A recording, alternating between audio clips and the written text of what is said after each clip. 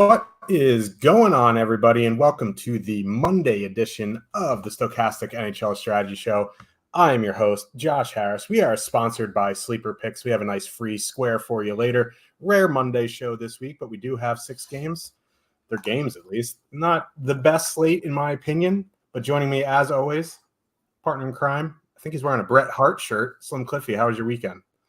Pretty good weekend. Got a lot of Christmas things done that I wanted to get done, which is always good. Told you I missed. I was at the point where I was scraping for fantasy points on Saturday night slate, and I had made a lineup change about 15 minutes before lock, and I took one off Owen Tippett out and put in one off Andrei Svechnikov, and it's like an 8-point difference by the end of the night. It was the difference between cashing and not. Those decisions sometimes bother you. Didn't really bug me because that slate I wasn't going anywhere anyway. So those things happen. But I know this seems like kind of a downer slate here today, but I like these kinds of nights because there's no McKinnon, there's no McDavid, there's no Jack Hughes. There are a lot.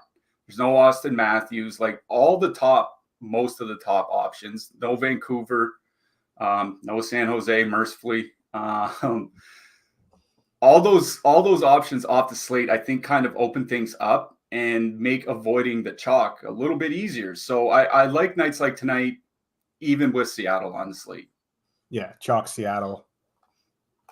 Anytime Seattle's on the slate, they're going to be chalk just because their prices haven't moved, and they're in Montreal tonight. So we'll definitely talk about that game for sure. It's just, there aren't many giant totals, which is nice. Like the biggest total on the slate is Vegas at 3.5. There's a bunch in the low 3s and the high 2s. So it's not like there's going to be an overwhelmingly expensive chalk spot. So I kind of agree there that from that standpoint, it's going to be nice, like where you're not jamming a $24,000 line outside of Tampa Bay 1 if you do to, get Seattle in there or whatever. So I think it's going to be pretty easy to make a unique lineup tonight. So let's get into this slate. But before we do, the drill. My friends, smash that like button. Make sure you subscribe. Helps us a lot. And you can keep up with all of our shows, DFS offers, giveaways, and much more. Obviously, when you subscribe, hit that notification button to get alerts when our shows go live so you don't miss the start of this show. If you don't watch live and you're driving home from work, YouTube isn't for you. You can find all of our content over on the Stochastic podcast channel. All the live shows besides Live Before Lock go into podcast form, so check that out. Also, you can go into the Stochastic Hall of Fame by changing your avatar on DraftKings and FanDuel by going to stochastic.com/avatar, placing the top 3 of a contest with over 5K contestants. Tweet the wins to @StochasticHOF account. If you don't have X or Twitter, you can email us with your screenshot. You can win a free month of Stochastic package of your choice. We had one of them made the Hall of Fame on Saturday. Elway's Army on a heater. Finished second in the 15 for 5,000 on Saturday. That contest was over 5,000 people. I saw he tagged @StochasticHOF in that post. So congrats to you. Been on a heater. It's nice to see. Also last night, second guy in our Discord named Muscles Go Moo. He guys on DraftKings as Muscles_MailNad, one of the better usernames on DraftKings. Finished second in the 15 for 2,500. I don't think that was above 5,000 contestants. Also, you don't have a Stochastic Avi, so poo-poo to you, but congrats to you. And it's always nice when subscribers win. Yeah, it's nice to see people go on those little heaters too, because that's the thing is you get one real good week where you have maybe you have one takedown and a couple real strong showings, depending whether you're GPP or MME, or single entry. It can pretty much make your entire season. So, congrats to Elway's Army going on a little heater. Hopefully we can get some other people heating up here tonight as well. Yeah. Good to see. We love to see it. Congrats to you guys. Let's get into this slate. Pittsburgh with a 3.2 total heading into Philadelphia. The Flyers have a 2.9 total.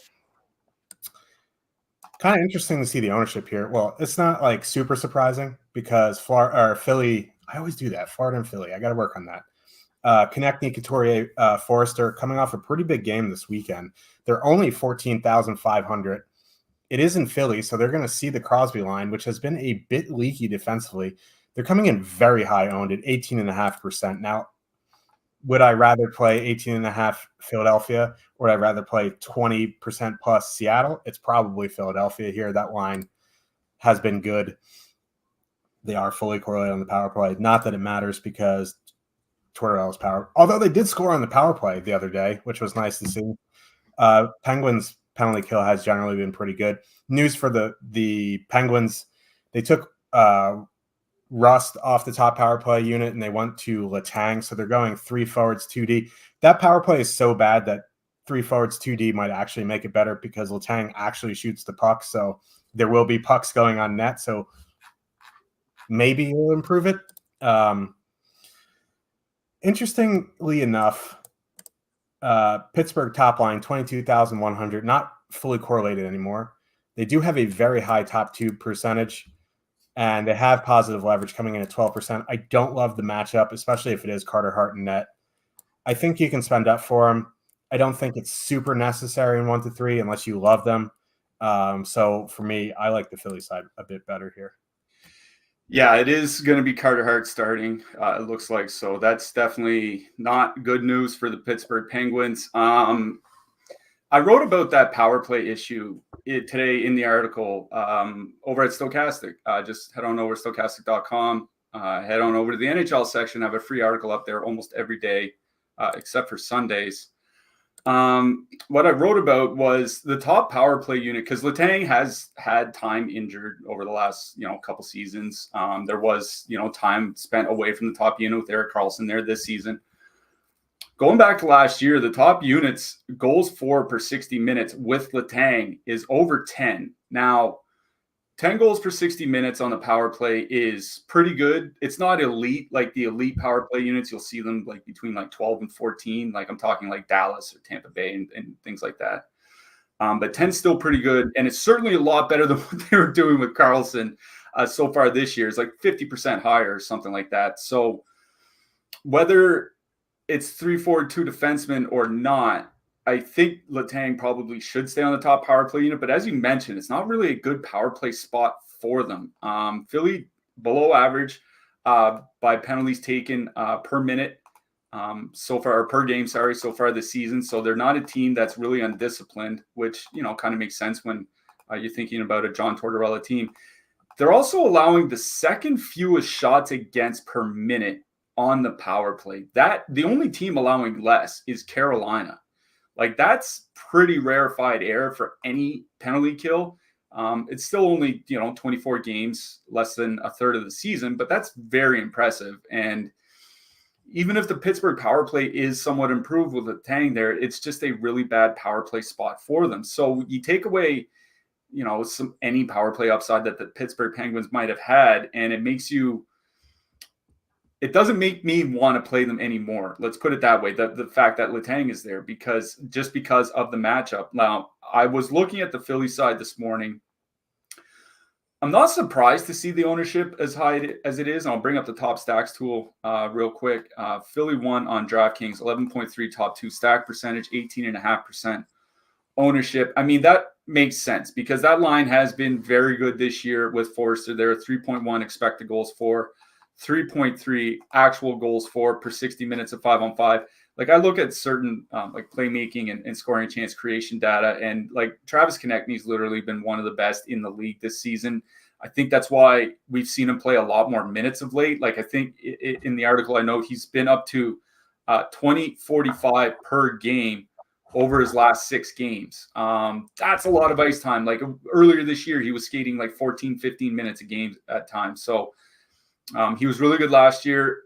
He's definitely kept that same offensive play so far this year. Problem is like the assists haven't been there. Like, he's not a massive assist guy anyways, but there has definitely been a lack of scoring from his line mates. But as you mentioned, Pittsburgh, they'll go up against Pittsburgh's top line, and Pittsburgh's top line is generally traded chances this year. they have tightened things up defensively. I was looking at some more recent numbers, like just over the last 3 weeks, they're closer to league average by expected goals against, if not a bit better. And that stretch has included games against New Jersey, Carolina, Vegas, the Rangers, Toronto, Nashville, Tampa Bay, like a pretty brutal stretch, which has seen them play really good defensively. So I think that's why you're seeing just a 2.9 total on Philly here. Like it's the same as Montreal, right? It's like, and Montreal certainly with all their injuries doesn't have the firepower that Philly does. So like I'm interested in Philly 1, but I just think that where they're coming in way over owned, I think you're going to see even like Couturier or Konechny, one or the other, be over 20% in some contests. Full line combinations, certainly not in the teens, the high teens. Like I think there are reasons to fade Philly 1 here tonight, especially in single entry. The question is what to do with their depth. For me, it's the Frost, Tippett, Brink line. They're the cheapest trio that the Flyers have. 3.3 top 2 stack percentage, 5.5% ownership. There's negative leverage, but it's nothing extreme. Like when you're talking about ownership staying under 6%, like that, it's not like Seattle, where Seattle's like 12, 13, 15% most times. Like 6%, it's not a big deal for me. Tippett, like he has been one of the shot happiest players in the league this season, something that he's kind of been all his career, but has really, come into his own over the last season and a quarter with the Flyers. 63 shot attempts for, 63 against in the 95 minutes together for Frost and Tippett. They've been pretty good. Brink and Tippett are both on, quote, the second power play unit. Not that it really matters with the Flyers. I think they basically have 2 even units, neither of them very good. But you do get that. So I honestly kind of like that Tippett line. It's Philly 2 in the top stacks tool. So Tippett, Frost, and Brink is what I like best on that side. Like on the Pittsburgh side, I think for me, I kind of like the second line a little bit better here. Because like you said, you do lose the perfect correlation with Brian Rust. Not like Rust. Like Rust was having a pretty good season anyway, and he was shooting a lot. Not like this is a great power play spot for them anyway. But, you get Malkin and Smith and O'Connor, who have struggled a little bit. But Smith and Malkin have generally been good this season. Malkin has been shooting a lot more of late. They're going to avoid that Sean Couturier matchup. So for me, I think it's both second lines that I like best here. Yeah, and just a quick note on the Flyers' second power play unit. Not that you stack the Flyers for the power play, but if you are looking to correlate with them, John Tortorella took Sanheim off both units and put Ristolainen on the second unit. Whatever. They're trying to manage Sanheim's minutes, but like Ristolainen, probably way cheaper on DraftKings. We'll talk about defenseman at the end, though. Dallas Stars, they 3.2 total. Heading into Tampa Bay, the Lightning also have a 3.2 total. These two teams played on Saturday in Dallas. Dallas absolutely ran them out of the rink. It was 8-1. Vasilevsky started that game, too. It wasn't Jonas Johansson, so I don't know. The most expensive line in the night, Nikita Kucherov, Braden Point, Steven Stamkos, 24,100 the full stack, 33.2% top 2 stack percentage, the highest in our top stacks tools. They have the most positive leverage on the night as well. It's just a question of if you want to pay up for them, right? They are super expensive. It's not the best spot. They're they probably left a lot of sour taste in people's mouth on Saturday if you played the early slate. Can you go back to them? Yeah, I think you can here. I just, in 1 to 3, I don't know if I want to take almost half my salary on a team, on a line that's over 24,000 in not the best spot. I think you can definitely, like, if you're playing even 20, going 2 of 20, Tampa Bay 1 gets you over the field projected. So I think you can be a little bit over the field in MME, especially with the more lineups you make in 1 to 3. If you like them, play them. Obviously, they are a very, very good line. They're fully correlated, etc. Just the way I like to build, I kind of like my second line and my single entry to be actual players and not like jamming in like third and fourth min price guys just to be able to afford defensemen. So, like, I think you can one-off a Kucherov here. I don't really like one-offing expensive guys from elite lines when they're super chalky, but if they're going to be low owned, I think, one-offing Kucherov is fine here.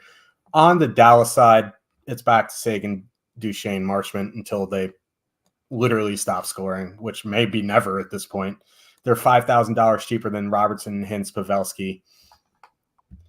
So I'll take the saving. I think you can go to Dallas 1 here. I think they look pretty good on Saturday as well. It's just, I'd rather take the $5,000 savings with not a lot of ownership compared to like Seattle in the same price range with much more ownership. Philly 1 in that price range with a lot more ownership. So I do like Dallas 2 in that price range, specifically 1, because that line has been incredible, and 2, they're coming in much lower owned than the chalky fillers. Yeah, I'll just touch on the Tampa Bay side first. I guess one of the problems that I have with Tampa is like this isn't really a good power play spot for them, right? Like Dallas typically has a really good penalty kill. I will say of late it's been a little bit more on the goaltending than the penalty kill itself, but honestly, that Jake Ottinger has been playing really well in the penalty kill is not a surprise for me. So where this team, they're not reliant on power play scoring, but you definitely want to have that upside when you're paying, like you said, on DraftKings, nearly half your salary cap is going to have to devote it to the stack if you do go with it. I was surprised that they went back to these, kind of this line combination after that game. Like normally you don't see that basically after they got their brains beaten. Like an 8-1 game is usually one of those, we're going to mix everything up for the next game. Now, they didn't play that poorly, but they did get outshot 9-6. You know what I mean? And when you have this line together, like they can score like 4 times on 6 shots. I mean, they did it literally against Carolina pretty much.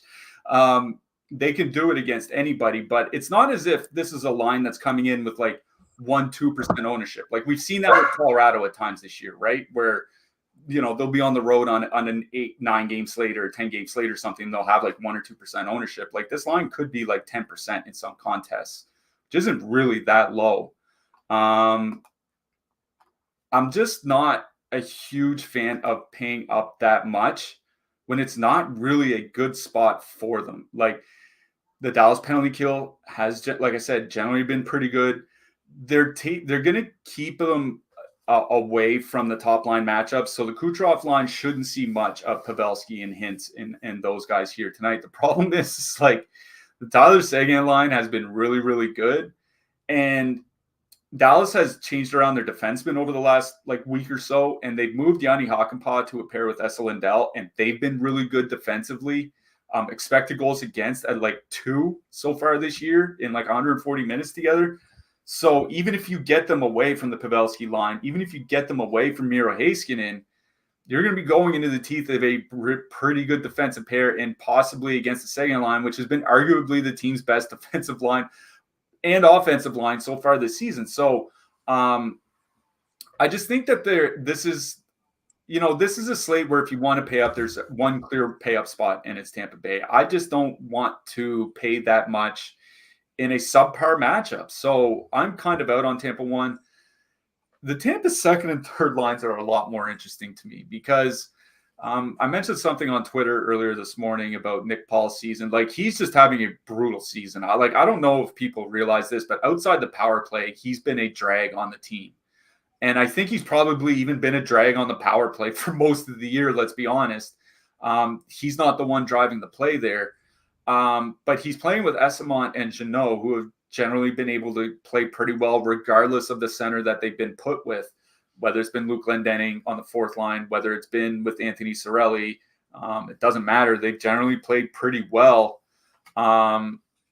They're probably going to see the weakest defensive lines from Dallas, the third and fourth lines, what I would call the third and fourth lines, the Johnston line and the Faxa line.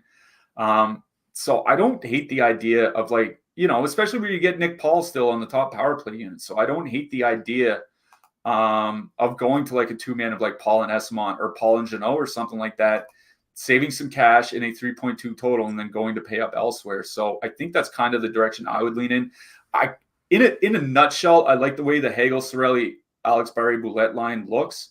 I just don't think Barré-Boulet's actually played that well basically since like the first couple weeks of the season. Like any time since basically Halloween, he's been invisible. And his expected goals, play driving metrics kind of bear that out. He's been really rough this season driving the play. It hasn't been him. It's been other players. So I imagine that line even gets changed up. So I think it's the Tampa third line that I actually like best. Kids factoring in price and ownership and all that here tonight. The Dallas side, it's back to our boys. Like I even wrote up Mason Marchment. It's kind of surreal to see Mason Marchment doing what he's doing. Like he's on pace for 26 goals and 30 assists, which isn't like a massive season, but that's like putting up like 2, 3, 4 power play points. He's not doing anything on the power play. It's all even strength. And he went 32 games last year without a goal. Like he went like 11 weeks or something like that without scoring. And this guy's on pace to put up over 25 and over 55 points. Like it's just been a remarkable turnaround. I think Matt Duchene deserves a lot of credit here. He's looked really good for them since coming over from Nashville. I mean, the line, even as they, quote, slowed down a little bit of late, they're still at 2.8 expected goals for, 2.2 against over the last 3 weeks, still scoring a lot. They're playing between 15 and 17 minutes because the team is spreading out the ice time again. So, I'm pretty sure Wyatt Johnston leads the forwards in ice time per game over the last 3 weeks. So they're not really playing the top line as a top line. The Seguin line is basically like a second first line, if you want to put it that way. They're getting some power play time as well. They're going to go up. They're probably going to see a fair bit of that Kucherov matchup. And the thing with the Kucherov, Stamkos, Braden Point line is in a small sample this year, they've been atrocious defensively. And even last year, they were below average defensively. Yes, they're wizards offensively. They're incredibly talented offensively. They should be able to generate offense again in any matchup, but they also give up a lot. They're like the Pittsburgh top line that we just talked about in that sense. So yeah, I'm with you. I kind of like Dallas too here again tonight. Not coming in with much ownership on the top stacks tool, 3.9% ownership, 3.3% top 2 stack percentage. I think it's a night to go back to our boys. So I'm going Dallas 2, Tampa 3 is what I like best here. Yeah, I'm on board with you. Speaking of awful lines defensively, did you see the wings lines that they practiced today? Second line of DeBrincat, Joe Veleno, Patty Kane. That line is going to get run over defensively, but they're going to be fun. Yeah, it's going to be fun to watch. I mean, DeBrincat on the second power play unit too. Yeah. That sucks. Yeah, I don't know what that coach is doing. He's got issues, but who doesn't in the NHL? Sign up using the link in the description box below to get access to the best NHL data and tools in the industry. You get player and ownership projections, top stacks tools, line combination, and access to the NHL Discord. Cliffy's article, always free to read on stokastic.com/NHL. Our show, always free. Cliffy's highlighting the tools here that we show on the show. But if you sign up for weekly or monthly, you get access to it 24/7.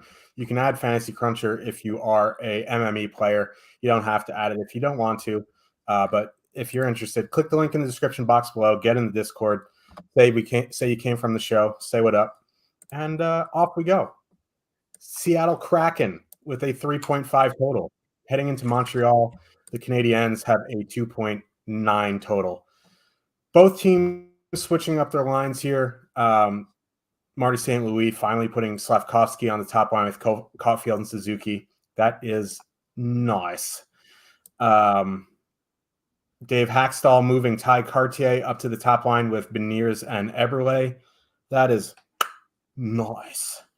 But then they moved McCann with Wenberg and Tanev. Wenberg and McCann are on the same power play unit, so there's that. And then Tolvin and Bjorkstrand and Gord are together. Got a $1 super chat from Ryan Wooldridge. No message attached. Thank you.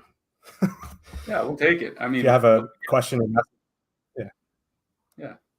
If you have a question or message attached to it, drop it below and we'll respond. But Ty Cartier not with Beniers and Eberle in our top stacks tools yet. That will come in the top run. But currently, as it's constituted, the Tolvin and Bjorkstrand Gord line is $300 more than Dallas 2, and their projected ownership is 21.9%.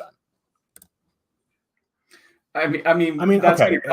gonna come down once we get Cartier in, just because of the pricing difference. But yeah, they'll still be in the mid double digits, I suspect. Yeah, and yeah, I know, Bacon. It's chalk Seattle. We don't like it. We don't like it. But I'm kind of interested in the Cartier line now. We'll have to see on an ownership run. I was kind of hoping he would replace Eberle and not McCann, because McCann was the shooter. I guess Cartier can fill in as the shooter there. I don't know what their power play units are going to be, because the McCann-Wenberg unit is usually with Schultz, but in the last game, Dunn jumped onto that unit for a bit. Like, figuring out Dave Hackstall's power play units, it's an exercise, kind of like figuring out John Tortorella lines. Yeah. This is a really, really good power play spot. The problem is they just split their power play units across 4 lines, and it's kind of hard to nail down. I want to see the rerun on ownership, because I would imagine all these lines are going to be chalky, because the Wenberg line now is double digits. I would imagine the Eberle line is going to be double digits. The Tolvanen line is going to be double digits. I'm interested in the Cartier line. I'm hoping it's going to be the lowest owned of the trio. We'll wait and see. But what really grabs my attention here is Montreal 1, Caulfield, Suzuki, Slavkovsky at 15.6, coming in 6% projected ownership. Now, we don't know if Slavkovsky is going to be on the top power play unit, but Suzuki and Caulfield certainly will be. And let's not pretend that the Seattle penalty kill is any good. It sucks. So, like, I kind of like the Montreal side better, just because the ownership is way lower, and it's almost equally as good as a power play spot. Not like it's not. Montreal's penalty kill is worse, but like Seattle's isn't much far behind. So I think from an ownership perspective, my favorite line in this game is Montreal 1, but I do have interest in some Seattle here. Yeah, we do have to talk about the Seattle power play, unfortunately, as much as I don't really want to.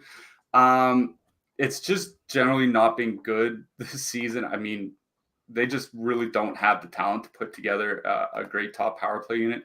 The funny thing is like, they've actually been scoring at a reasonable rate, like since Halloween. So their last 15 games, they're 20th in the league by goals per minute on the power play, which it's not good. It's not where you want to be, but it's not god awful. Like, god awful in that stretch would be teams, like Columbus, Pittsburgh that we talked about, so on and so forth, that are less than half that rate. The funny part is that they've scored 10 power play goals in that stretch, and they have 7 different forwards on the ice for 5 goals each. Like, it's literally split between the 2 units. That's kind of the problem with Seattle, is that with those split units, like the Justin Schultz unit has been getting better as the season's gone on, which was not the case earlier in the year. It was the Vince Dunn unit scoring all the goals. Now it is more 50-50. But again, that highlights the problem with Seattle. And, if you're in a single entry, like you can go ahead and play the Kraken, but if they go off on the power play, you're basically flipping a coin as to which unit is going to score all the goals, right? So I don't really mind any of the Seattle lines here. I think the one that I would have most interest in is that Gord, Tolvanen, Bjorkstrand line, for the simple fact that they're going to go up, whether it's against, the Josh Anderson line or the Christian Dvorak line or whatever. Montreal's top line has actually had like league average defensive numbers this year whenever Josh Anderson has not been there. Like that's one of the keys to them actually staying in games.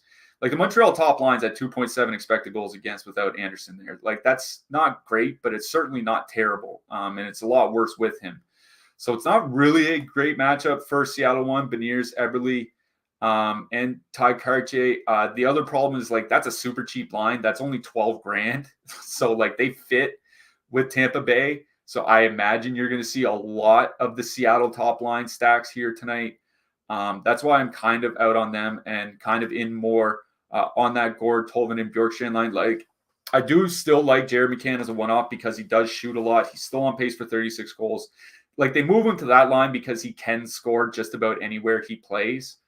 He's good enough to do that. So it effectively gives them 3 scoring lines, but whatever, that might be good for the team. That's not necessarily good for DFS, right? Because now you're picking between not 3 even lines, but 3 close enough lines at 5-on-5. So I would just go to Bjorkstrand, Tolvanen, and Gord Gordon, Tolvanen are both, quote, on the top power play unit. They're going to see the depth matchups. Bjorkstrand has been shooting a lot lately. He's up there with McCann and Cartier for leaders on the team. This over the last couple of weeks, they've been really, really good offensively. 3 expected goals, 3.1 actual goals per 60 minutes. They play to a high pace, which is not something that Seattle always does. So it is a Tolvanen line I like on that side. On the Montreal side, I agree with you on the top line of Caulfield, Suzuki, and Slafkovsky. They're not coming in with a lot of ownership either. I'll show the top stacks again. 6% ownership on that top Montreal line. I think it'll be a pretty good line long term. Here's my issue is that Seattle's been pretty good defensively for a while now. Again, going back to Halloween, which is a 15-game stretch, Seattle's a top 5 team defensively at 5-on-5. The only thing that's sinking them is their goaltending. And, Montreal doesn't really have a lot of good shooting talent. Like you have Caulfield, you have maybe Sean Monahan on the power play is a decent shooter. That's basically it. Like they're not going to get there through volume. They're going to have to get there with a little bit of luck. And I don't really like that. So as excited as I am to see Slafkovsky play on the top line, I'm not sure it's a tremendous matchup.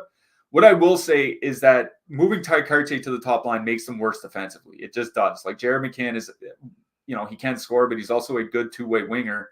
Ty Cartier is not that yet. So it is a better 5-on-5 matchup than it was, 6 hours ago, let's say. But I do kind of like the Monahan depth line a little bit better. Sorry, not Monahan, Gallagher, Dvorak, Pearson.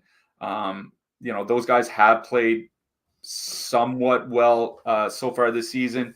3.8 expected goals for, 3.6 against. It's pretty high event, but they are generating a lot of offense. I think that's like a Gallagher still in the top power play unit. So like a two-man like Gallagher, Dvorak, I think is one of those cheap stacks that can get you to the super expensive Tampa Bay stack if you want to get there. So I do like Montreal 1. I don't think they're my favorite mid-price line here tonight. And I hate to say it, but I like the Seattle side better, specifically the Tolvanen line. Yeah. I can see that. $5 super chat from Ryan Wooldridge. Hi, bro. What DraftKings lineup should I use for 2-game slate for Classic? QB, running back, wideouts, tight end, flex, and defense. First of all, this is an NHL show. Second of all, are you asking me to make your lineup? I would need a lot more than $5. I would need a big percentage for that. Thirdly, let me help you out because I'm a professional and I play in NFL. 2-game slate this weekend. You want to play Cincinnati, Jacksonville, New England, and Pittsburgh. In the quarterbacks, do you want to play Trevor Lawrence, Josh Browning, Mitch Trubisky, or Zappy? I think the answer is obvious there. Trevor Lawrence is probably going to be 80% owned. If you want to get away from 80% owned, Trevor Lawrence, you can play Mitch Trubisky and hope that he stays upright through the end of the game. But for everything else, you probably should tune into the NHL or the NFL shows. I think Christian Kirk is a good play at 6K too, but tune into the NFL shows. There's an NFL Showdown live before lock today at 7:15. I'm not sure if there are any strategy shows before that, but are you watching with it muted and you don't know it's a NFL show? But anyway, check the NFL shows out. Even Bacon knows this is an NHL show. So let's move on to the next one. Carolina Hurricanes with a 3.3 total heading into Winnipeg. The Jets have a 3.1 total. We were talking before the game here, or before the show. Kyle Connor, Mark Scheifele, Nikolai Ehlers top line. I asked you, I was like, there's no way that Bonus would send them out against the Stahl line at home. So you went and checked. The one game last year, they did. They finally got away from it at some point during the game. I would imagine they're going to start out against the Stahl line here because that's how they match at home. Winnipeg 1 versus Carolina 3, and that kind of bums me out. That being said, I don't mind going to the second line of Winnipeg. It's another one of those lines priced around the Seattle chalk. Velarde, Iafallo, Perfidi. They're coming in at 1% projected ownership. Now, I'm not going to go and say you need to play them in 1 to 3 because it is still Carolina here. They're a very good defensive team, but they should avoid the Stahl line for the most part. You get 2 to 3 guys on the top power play unit. Not that it's a good power play spot, but Carolina does take a fair bit of penalties. They just don't allow anything on the power play. So, I mean, I don't mind Velarde, Iafallo, Perfidi as a filler in MME if you are looking to get some low-owned lines away from the Seattle chalk and Philly 1, et cetera, et cetera. For me, this is a Carolina game. Not much ownership there either. I don't mind, because the thing is with Winnipeg is their penalty kill has been pretty bad. Not that the Carolina power play has been, super nitrous, and I don't really like bunting on the top line with Aho and Jarvis. I'm hoping Netchus moves up. I'm hoping Svechnikov moves up, but I don't mind taking a couple of the power play guys like an Aho Jarvis or, Svechnikov, Teravainen, 2-man, because, even if it's Hellebuck and net, they take a bunch of penalties and their penalty kill isn't great. Yeah, I think it's going to be Brossoit. That's what some of the beat writers seem to hint towards this morning. So it might be Brossoit net and not Hellebuck. So we might be looking at Antti Raanta versus Laurent Brossoit in this game. And all of a sudden, what was a game where I wasn't really interested in either side, I'm suddenly interested in multiple lines on both sides. Like for people that might not have been following the NHL super closely recently, Antti Raanta is literally saving 85% of the shots that he faces. It's pathetic. Like, I don't know what else to say about it. Like, he's been absolutely god-awful this year. They have to give Kochetkov a night off eventually. So against a non-conference opponent, I guess it makes sense. But, like, Raanta has legitimately been absolutely terrible this season. Like, amongst the worst performances from a goalie I've ever seen in anything approaching a reasonable sample size. Like, we're nearly 2 months in at this point.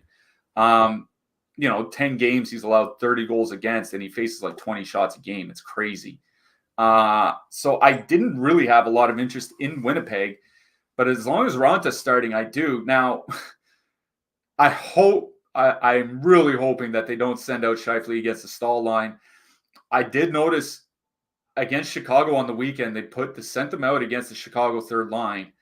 Like you said, we looked to last year's game when Carolina was in Winnipeg, and they sent them out against the Jordan Stahl line. Now, they got away from it in the third period, so maybe they learned their lesson.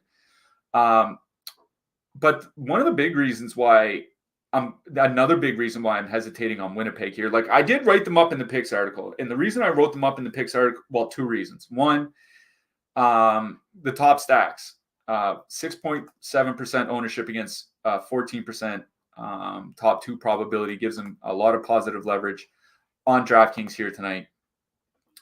The other reason is the ice time. Like, even in a game against Chicago, which is a game they won 3-1 and they should have easily won that game.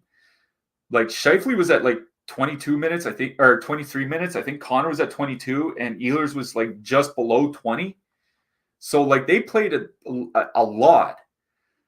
My problem is like Ehlers isn't playing well this year. And it hurts me to say that because he's legitimately been one of my favorite players to watch over the last like 6-7 years. But he stopped shooting. Like, he has 18 shot attempts in his last 5 games. A month ago, there were stretches where he put up like 20 or 22 over like a 2-game stretch. He has basically stopped shooting. Like, Nick Ehlers doesn't have a single game with at least 7 shot attempts since Remembrance Day, since November 11th. And if you look back to earlier in the season, he had at least 7 shot attempts in game 1, game 4, game 5, game 8, game 9, game 12, game 13. Like, he's just stopped shooting. And the other thing is he's shooting a lot more from distance. Like, he's not a guy that typically lived in the low slot and in the net front area, but he's shooting a lot from the circles, which you're seeing more in the NHL in general. But it's causing him to take a lot of low quality shots. It's causing him to miss the net a lot. Like, I do still like Winnipeg, and Ehlers has seen an uptick a little bit of late in his shot rate. I just worry that we're kind of assuming that he's the player that he was last year or the year before or whatever, and he's just not been that guy. I will say I do like the Winnipeg top line out of all their stacks here. Like Perfidi, I follow Velarde. We don't have much of a sample on them. I follow Perfidi underwater by shot attempts for and against in their limited sample together. Perfidi lines tend to be pretty low event anyway. So like you're going to be scant to get like shot bonuses and things like that from this line, even if they do score. So honestly, I think it might be the Niederreiter, Lowry, Appleton line that I like best of their second and third lines. Like I think I like them better. Like you're not going to get anybody on the power play, but they're in what is not a bad matchup against the Carolina top line. Like the Carolina top line does give it up defensively for as well as they have been generating.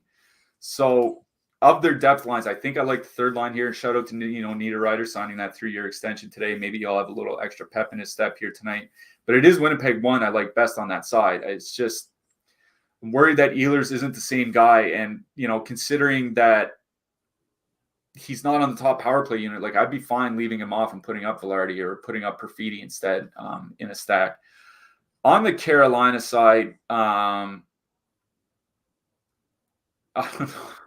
I think it's going like I wish that they were going up against the top line was going up against Aho, because then I play the Aho line. I do like both of the Carolina top lines here tonight. They're priced relatively similarly as well. I will say I'm probably going to keep playing the Kotkaniemi Svechnikov line and just until they break through. Like that's because they are just generating an absurd amount of offense. With Kotkaniemi and Svechnikov on the ice this season, they're doubling the shot attempts of the other team. It's 84-42 for 60 minutes of 5-on-5. Like that's just patently absurd. I don't care how many shots the defensemen are taking. They're shooting 4%, which is why they haven't been filling the net. But all it takes is, a 1 week stretch of like 12% shooting, and all of a sudden they're one of the best offensive lines in the league. I always talk about how if they ever get going, all the prices on their line are going to come up on everybody. And the other thing is like Winnipeg's penalty kill has been getting a little bit better, but still like middle of the road.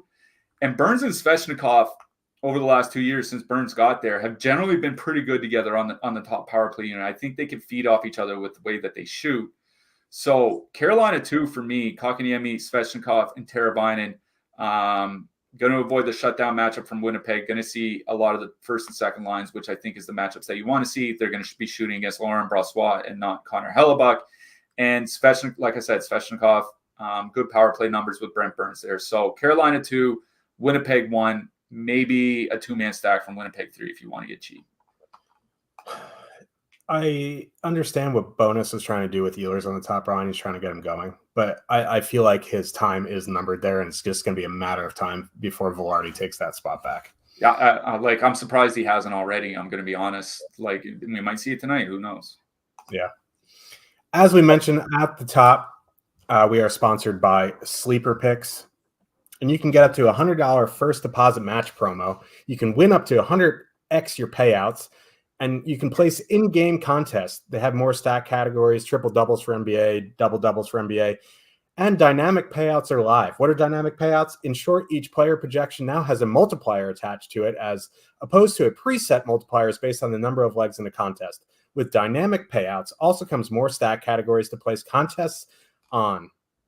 Built-in group chat functionality where you can see and copy your group's picks with a tap of a button, which is nice. And the minimum deposit is $20 on Sleeper. Where's my man Ryan Wooldridge out? We have a free square for you. Trevor Lawrence over half a yard passing tonight. Free square for NFL. Ryan Wooldridge, that's for you, my man. But make sure to check out, if you want more info, Stokastic.com. You'll see the promo for Sleeper Fantasy, and you can go from there. Half a yard passing. Nice, easy, free square for you. It's kind of like underdog Taco Tuesdays or whatever. Washington Capitals with a 2.9 total. Heading into Arizona, the Coyotes have a 3 total. Evgeny Kuznetsov is a healthy scratch tonight. He just needs a reset per the coach. I think he needs to lay off the powdered snow, but that is just me. With him out, you mentioned that Connor McMichael jumped up to that top line in the third period. They ran morning skate after we came on the show, and they have Strome on the top line with Wilson, Ovechkin, McMichael with Mantha and Protas. Okay. See, now Ovechkin's best numbers on the year have come with Strome, so that makes it a bit more interesting, especially if, well, they're not really going to see much of the Keller Schmaltz Cooley line because that line sucks defensively. So you're going to see them against Bukestad. You're going to see him against Kerfoot, who is on the top power play and was chalk on Saturday, which just pains me. But I don't mind Washington 1 with Strome up there. They're fully correlated. Arizona takes a plethora of penalties. Washington power play has been putrid, though. They have been awful. They haven't scored a power play goal since before Halloween, unless I missed one over the weekend. If they're going to, I mean, they didn't score one against the Sharks, but like this is a very good matchup. And Connor Ingram was the NHL #1 star of the week. He has been a brick wall, but I still don't mind him in this matchup. They're fully correlated. They're going to get decent matchups 5-on-5. Although, like if you've watched Ovechkin this year play, he does not. Oh, I missed 2 over the weekend, says KJ, our resident Capitals fan. He must be in so much pain. But yeah, Ovechkin skating has been pretty bad this year. I kind of want to go to NHL and look at his stats compared to last year. But anyway, don't mind Washington 1 here. It's a very good power play spot. And on the Arizona side, I'm going back to the depth here. Like I like Logan Cooley, but that line has just been bad. I'm big on Bukestad, Krause, Michelli. I also don't even mind Kerfoot, Zucker, and Carconi. That line has just been scoring. They're 11K. They're 4.7% projected ownership, which, again, is negative leverage, but they are cheaper than that the Seattle stuff, and they're coming in with way less ownership. Also, don't mind McMichael Mantha as a 2-man for really cheap. They might see a bunch of that Cooley, Schmaltz, Keller line, and that line has just been awful defensively. So 2-man of McMichael and Mantha. You can even add in Protas. Yeah, so I think depth in this game is my favorite options. You want to hear something funny? With the Arizona top line on the ice this year with Logan Cooley, they're generating 1.17 expected goals per 60 minutes of 5-on-5. Lower than Barclay Goodrow. This year, Lawson Krause by himself is generating 1.24. There's literally a guy on the second line generating more offense than the entire top line put together. That line sucks. Like, you want to put them on the slander list? That's the line that goes on the slander list. There are a lot of reasons why they haven't broken them up yet. I think one of them you mentioned is Connor Ingram, right? Like, having a goalie playing as well as Connor Ingram has of late is one of those things that can hide a lot of problems about a team. Like, you know, the guy just finished a week where he had a .961 save percentage. Like, if you're saving 96% of the shots, everybody's going to look pretty good. But the Arizona top line is just not generating anything. And like, I am just waiting for Barrett Hayton to get back to actually make that line playable again. Like, it's not even just a small sample thing of maybe there's, you know, some expected goals not showing up in a small sample of shots. They're only generating 38 shot attempts per 60 minutes of 5-on-5. Like, it's pathetic. I don't see, like, they're facing Washington here tonight, but I'm going to be honest. Dylan Strome and Connor McMichael are better centers than Evgeny Kuznetsov and obviously Nick Backstrom now that he's injured. Like, Strome and McMichael are their 2 best centers. This is probably the best line. Like, I'm not going to lie. I think tonight's lineup is the best lineup the Washington's had all season. Not that I think they're a great team or anything, but I think they're a lot better than they were when Evgeny Kuznetsov was skating 23 minutes a night and they had Nick Backstrom, you know, skating 15 minutes a night on the third line or whatever. I'm out on Arizona 1. Like, I'm never playing that line, and I don't see. We need Hayton. He's hurt. Well, they do. And also there's no positive leverage on them here tonight, right? Because they suck so much that all the prices that they're cheap. They're $15,900 on DraftKings and 7.6% ownership, 7.7% top 2 stack. Like, there's no like a shade of positive leverage, but not enough. It's not like this is a 2% line here tonight, right? Like, there's going to be ownership. So I'm out on Arizona 1. Like, I'll just echo what our boss Jake Harry always tells us: play the good lines. Arizona 2 has been a really good line for this team. they're coming in with a little bit of negative leverage, 3.6% top two probability, 4.9% ownership. But they're getting more and more ice time. They're basically up to like 17, 18 minutes a game now. I wrote them up in the picks article today. 75 shot attempt, 17, 15 to 18:30 in ice time for Krause and Bukestad. Creating 30.8 expected goals, 3.3 actual goals per 60 minutes at 5-on-5, earning about 40% of the power play time. Like, they're getting not significant minutes because Arizona doesn't draw a ton of power plays, but this is getting closer to a split power play unit situation like you see in Seattle. So they're going to get the secondary power play minutes, quote, secondary power play minutes. They're going to see, anywhere from 16 to 18 minutes in all likelihood. They've been playing extremely well, 4.4 expected goals per 60 minutes over their last 10 games.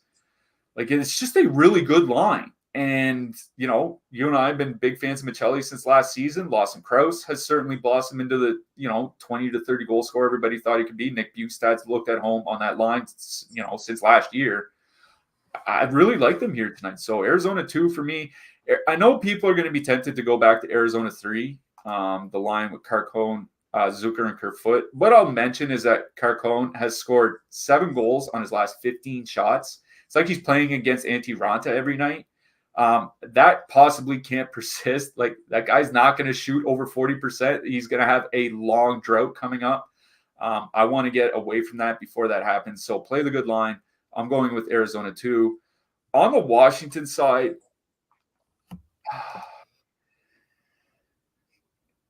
I'm kind of interested in the top line now that Dylan Strom's there, which kind of sucks to say. But they are one of the lines that's coming in with positive leverage, 7 to 8% ownership projected on DraftKings here tonight, over 11% top two stack percentage. They're the only line that's going to carry any ownership from Washington. So if you wanted to, like, I wrote up Connor McMichael. I think Connor, like a two-man of like McMichael and Mantha, makes a lot of sense here tonight. Getting depth matchups from Arizona, but they do use the second and third lines from Arizona in those shutdown roles. That includes the Kerfoot line, which has not been good defensively. They've been bailed out by Connor Ingram. So I actually don't mind Washington 1 here tonight. So it's Washington 1, Arizona 2 for me in this game. Yeah, and just a quick point on Arizona 3, and then we'll move on. It pains me to say, but I will admit it, Alex Kerfoot has looked pretty good this season. I mean, he's a good two-way player. He's just miscast. He was miscast as, the winger for John Tavares and William Nylander. Should have been the third-line center. That's what he should have been, but, can't use him there, and then you got to trade Engvall, and then you got to play Max Domi a bunch. Like, things are going well. My man, bringing up the Leafs slander so I don't have to do it. The Leafs suck. That's what I want to last game of the night. They're going to have issues. Anyway, St. Louis Blues with a 2.6 total heading into Vegas. The Golden Knights have a 3.5 total. Jack Eichel, Stone, Barbashev, top line, 17,300. That is cheap for them. If they start rolling, that price is going to creep up quickly. They have a little bit of negative leverage, but I don't mind them at 16% here. The second line has equal negative leverage, so I'll just go to the top line here. I think you can do Carlson, Marchessault if you want. William Karlsson's kind of hit a little plateau on the season, you can say. I don't mind, a one-off Marchessault, but this isn't the best power play spot. It's actually a pretty bad one. The Blues just don't take penalties. I think they're the lowest in the league. So I think you attack the Blues at 5-on-5, and I'll full stack the Vegas top line. On the Blues side, I don't have a ton of interest here. It would be the Shen, Kyrou, Hayes line, but you're not even getting a huge discount, and they are getting some ownership, and they have the lowest total on the slate against the Stanley Cup champions. I guess you can get to them in MME. I just don't have a ton of interest with them at 5-on-5 or single entry. Sorry. Yeah, and another thing about, you mentioned it on the last show with Vegas. Vegas does play their fourth line a fair bit, and it seems like it is hurting the Karlsson line the most because Karlsson, his ice time has gone down for 4 straight games, basically since they moved Stone to the top line. He only has 5 points in his last 10 games. He's still shooting quite a bit. Like, you have to say that. Like, he does have 37 shots over his last 10 games. he had one big 9-shot game in there, but other than that, like he's still over 3 shots per game in the other 9. So like him and Marchessault are both shooting quite a bit.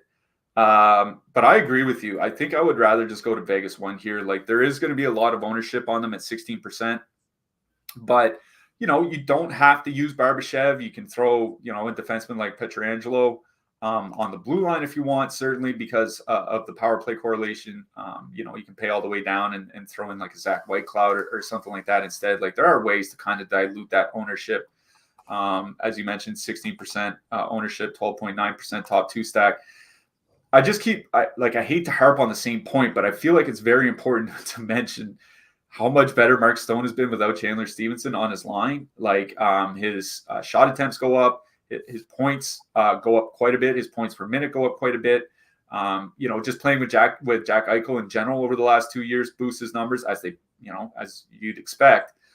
They're just a much, much better line without Chandler Stevenson there. And I think Stevenson's, can go find his game on the third line or whatever. I really do like Vegas 1 here. They're my favorite line on the entire slate. Problem is like that ownership, right? Like they're looking like they're going to be the third highest owned line here on DraftKings. Might even get up over 20% on FanDuel per the Top Stacks tool, which is a lot of ownership on this slate. But it's a really, really good matchup for them at 5-on-5. Not a good matchup on the power play, like you said. Blues are only taking 2.5 penalties per game. That's by far the least in the league.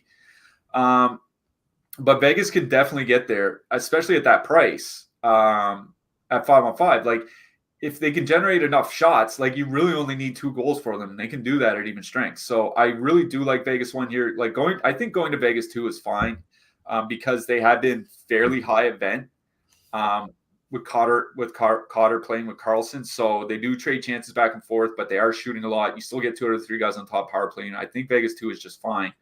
But it is Vegas 1 that I like best in this game by quite a wide margin. Vegas 1 without Stevenson, really good defensively. Vegas 2, like I said, trading chances quite a bit. I think that could play pretty well for the St. Louis second line here tonight. So on the St. Louis side, like I know the top line is perfectly correlated, but by the same token, this is also a bad power play spot for St. Louis. The Top Stacks tool has that St. Louis second line of Kyrou, Shen, and Hayes coming in with positive leverage at 14,900. They're going to see a much faster paced matchup against the Vegas second line rather than the Vegas top line. They're going to face Logan Thompson in net rather than Aiden Hill. Like, Logan Thompson's been pretty good this year, but Aiden Hill has been better. So it's a bit, supposedly a little bit of a downgrade in net. They still don't have Shea Theodore. I don't mind St. Louis 2 here. I think they're playable in single entry, but I would much rather play them in a 20 max or something like that. Like, put in 1 or 2 St. Louis 2 lines in a 20 max or something. Other than that, it would be just picking one-offs. Like St. Louis is just in a pretty bad spot here tonight. If I'm stacking anything from St. Louis, it is that second line, but it's Vegas 1 I like best in this game by quite a bit. Agreed. Coming up after us at 5:30 p.m., the NBA Deeper Dive with Josh Engelman and Adam Schur. 6:30 p.m., NBA Live Before Lock with Greg Ehrenberg and former Iowa State caddy Eric Lindquist. 7:30 p.m., where is my man? Ryan Wooldridge. It's for you. 7:30 p.m. NFL Showdown Live Before Lock with Neil and Matt Bellman. So stick around for that. Let's talk a little bit about defensemen. Mike Matheson, which is weird to say, is the most expensive defenseman on the board tonight at 6,900. I think this is a good spot. He's going to be on power play 1. I think that is fine. I like Pietrangelo, even with the bad power play spot. You can say it's like a narrative street or whatever, but like he's been on Vegas for a while now. John Carlson, also a really good spot. Then you get down to the mid-range, and I'll let you talk about that, but the 2 that stick out to me there are Burns and Letang. Yeah, Pietrangelo is the expensive defenseman that I do like best here tonight. He is grading best by projections, which is giving him a solid point per dollar value on DraftKings. So I do like Pietrangelo here tonight. I think Matheson is fine. Seattle has been grinding down the pace a little bit. That's the one thing that worries me is can he get there with shot blocks? Can he get there with shots? I'm not sure. But I think both are certainly in play here tonight. You mentioned Letang and Burns in the middle price range. Miro Heiskanen's actually projecting pretty well against Tampa Bay. One thing I mentioned in the picks articles is Vasilevsky's not looked good since he came back from that back surgery. I think you mentioned it on the weekend as well. And then he gets blown up by Dallas for 6 goals. This might not be a bad game for Miro Heiskanen. I also have Vince Dunn in there because he's still getting a lot of minutes, and it is a really good matchup. I don't mind Vince Dunn. A couple cheap defensemen, Jalen Chatfield. I think he's getting a little bit more minutes. I like him for 2,500. He's usually always in play for me.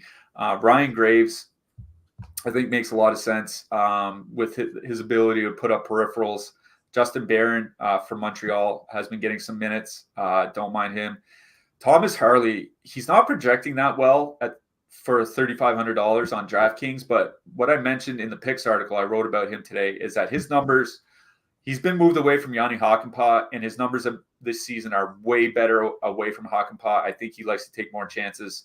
He had 2 points. He had a goal and an assist against Tampa Bay on Saturday. So I do like Thomas Harley again here today, even though his price is starting to creep up a little bit. Yeah, he's still playing 18 minutes, and he's an offensive defenseman, so you don't need the 26 minutes or whatever. When he's on the ice, he's going to go to the offense. Let's talk a little bit about goalies here. Logan Thompson, the highest on the board here tonight. Not a huge fan.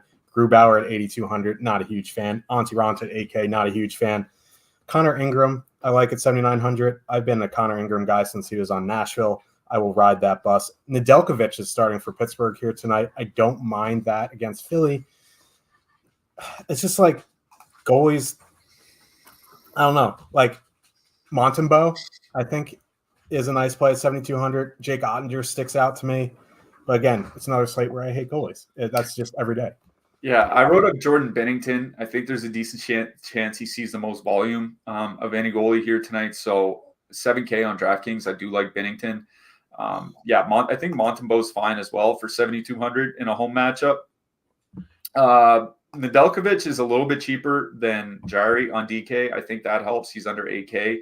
So don't mind him if you want to take him on the road. But I also like Carter Hart in that matchup, because Pittsburgh does have trouble scoring at 5-on-5 at times, and they're probably not going to get there on the power play. So maybe he can see some low quality shots. So I actually like both goalies in that game. I prefer Carter Hart because of the price, but I think this is a cheap goalie night for me because I had Connor Hellebuck circled, and then they said Laurent Brossoit is going to start. So all right, fine. I'm going to go play Jordan Binnington in the late game and not watch 1 second of St. Louis Blues hockey.